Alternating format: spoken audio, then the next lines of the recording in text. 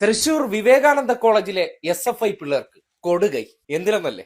തോറ്റ് തുന്നം പാടിയ സംഘി കുഞ്ഞുങ്ങൾ ഇന്നിപ്പോ SFIക്കാരോട് ഫ്ലെക്സിന്റെ കാര്യം പറഞ്ഞ് ഒന്ന് ചൊറിയാൻ ചെന്നു, അല്ലെങ്കിൽ ഒന്ന് കോർക്കാൻ ചെന്നു. ആ സന്ദർഭത്തിൽ SFIയിലെ ഒരു സഖാവ് സംഘി കുഞ്ഞുങ്ങൾക്ക് കൊടുത്ത ഒരു മറുപടി ഇപ്പോ വൈറലാണ്. ഒരു കാര്യം ഞാൻ പറയാം, രക്തസാക്ഷികളുടെ ബോർഡൊക്കെ വെച്ച് എന്റെ മുകളിൽ തൊട്ട് കഴിഞ്ഞു കഴിഞ്ഞാൽ അത് ഇതാവില്ല പരിപാടി മാറും. അത് ഈ വിവേകാനന്ദത്തെ ഓരോ പ്രവർത്തനം മനസ്സിലാക്കി പൊക്കും. SFIയുടെ രക്തസാക്ഷികളുടെ ബോർഡ് എങ്ങാനും വെക്കണം, എന്റെ മുകളിൽ എങ്ങാനും തൊട്ടാ അത് ഇങ്ങനെ ആയിരിക്കില്ല മുന്നോട്ട് പോകും. അത് കൃത്യമായിട്ട് ബോധ്യപ്പെട്ടിട്ട് ഇവിടെ നിന്ന് പൊക്കും. എന്ത് വാക്കുകൾ! ഒരു മഹാനായ ഒരു വിവേകാനന്ദ നവോത്ഥാന നായകന്റെ പേരിലുള്ള കോളേജിൽ വെച്ചിട്ടാണ് ഈ തോന്നിവാസം കാണിക്കുന്നത്. രക്തസാക്ഷികളുടെ മേൽ ബോർഡ് ഒട്ടിച്ചു പിച്ച് നുള്ളിയെന്നും പറഞ്ഞുകൊണ്ടാണ് ഈ ചെറിയ മറ്റേ നഴ്സറി പിള്ളേരുടെ അടി ഉണ്ടാക്കാമല്ലേ, എന്നെ തൊട്ടു എന്നെ തോണ്ടി അടി ഉണ്ടാക്കണ പോലെ അണിമാരോട്ട് ഒരു പൊടി കൊട്ടി കഴിഞ്ഞാൽ ഞങ്ങളെ തല്ലും. ഈ പരസ്പരം തമ്മിൽ തല്ലി ചാവുന്നതാണ് ഈ ഒരു വലിയ ഹീറോയിസായിട്ട് കാണുന്നത്.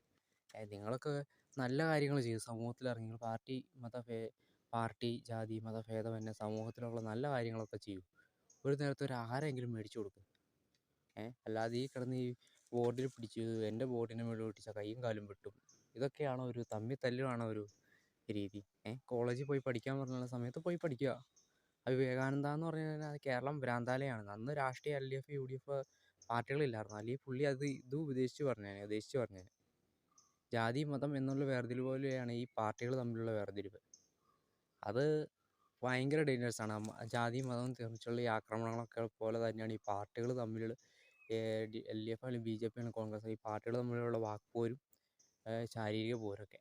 അത് ശരിക്കും നമ്മുടെ നാടിനെ, സംസ്കാരത്തെ നഷ്ടപ്പെടുത്തും, നാടിൻ്റെ ഭാവി തലമുറകളെ നഷ്ടപ്പെടുത്തും. ഇഷ്ടംമാതിരി വിദ്യാർത്ഥി രാഷ്ട്രീയ വ്യക്തികൾ രാഷ്ട്രീയം പൂർത്തിയാക്കാതെ കൊല്ലപ്പെട്ടിട്ടുണ്ട്. അല്ല, രാഷ്ട്രീയം പോട്ടെ, വിദ്യാഭ്യാസം പൂർത്തിയാക്കുക. അഭിമന്യു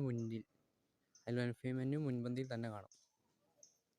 ഇപ്പോഴും ഇതൊന്നും അത്ര നല്ല കാര്യമൊന്നുമില്ല. രാഷ്ട്രീയം ഒരു വ്യക്തിയോട് ആശയപരമായിട്ടുള്ള ഇത് ആകാം, പക്ഷേ ഈ വാക്പോര്, ചീത്തവിളി, തമ്മിത്തല്ലൊക്കെ അതൊക്കെ നമ്മുടെ ഒരു എന്താ പറയുക, നമ്മുടെ ഒരു കേരളത്തെ, പ്രത്യേകിച്ച് നമ്മുടെ ഇന്ത്യൻ മഹാരാജ്യത്തെ